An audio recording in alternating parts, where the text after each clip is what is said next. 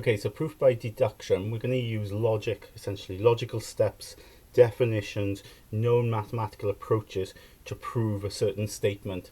Now in this sort of statement here, notice we've got three lines here, okay? So it doesn't mean equals, it means actually more than equals, it means it's identical, okay? So in other words, this left hand side here is identical to the right hand side for every value of A and B. Okay, and we're going to prove that now.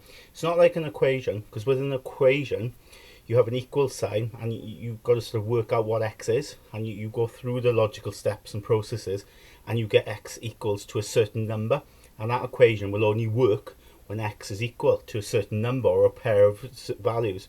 In this case, however, these are equal, they are identical for every value of A and B. So that's why there's three lines here, okay, shows that it's a sort of stronger equals, if you like, because it's equals for every value A and B. So we can show that by first of all looking at the left hand side here, okay? So what I'm going to do, I'm literally going to call this left hand side, so I'm going to say LHS, okay, left hand side.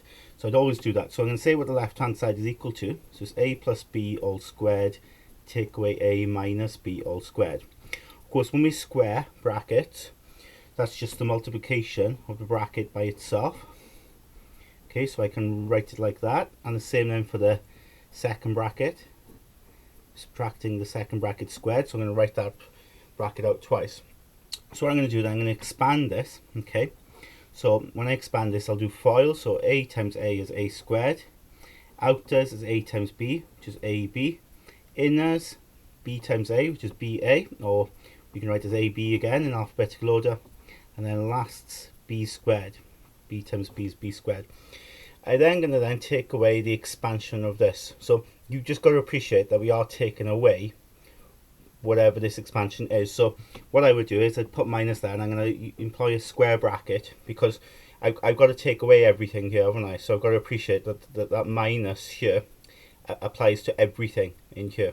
So let's expand it in the square bracket, then we'll apply the minus to it. So if I expand it, I'll have A first, A times A is A squared, outers A times minus B is minus AB, inners minus BA or minus AB again, and then lasts, be careful here, because minus B times minus B is plus, yeah, minus times a minus is a plus B squared.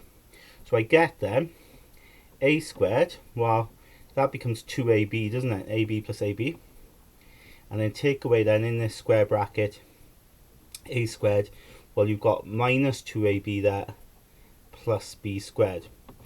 What I'll do then next is I'll apply that minus then to that square bracket.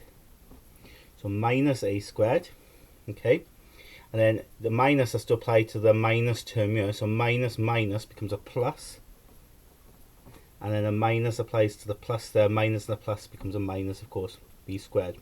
And what you'll notice is that a whole host of things start to cancel out. Okay, the A squared cancels out with that minus A squared, the B squared cancels out with a minus B squared, and you're left with 4AB. And lo and behold, 4AB of course is what we had on the right hand side. So essentially that's what that means, right? Is that the left hand side is actually identical to the right hand side. Okay, both sides are identical to each other. Okay, so that's why we have the three equals there, and we've proved it, okay, by using logical steps.